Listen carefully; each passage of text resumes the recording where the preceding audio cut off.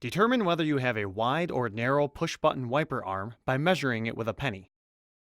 A penny will fit snugly into the end of the wide 22mm wiper arm. It will not fit into the end of the narrow 19mm arm. Before installation, remove the plastic protector from the blade rubber. With this arm type, it is necessary to remove the pre-attached adapter on the wiper blade and replace it as follows with adapter BC.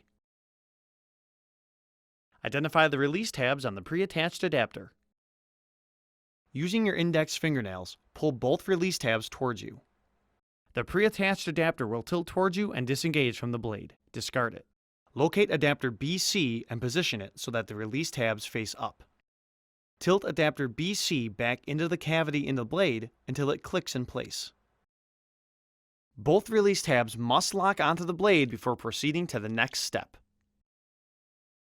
While keeping the adapter parallel to the arm, hold your thumb on the front of the adapter and pull the blade into the underside of the arm. The button on the top of the adapter must lock into the hole in the top of the arm. Before use, make sure the wiper blade and adapter are locked onto the wiper arm.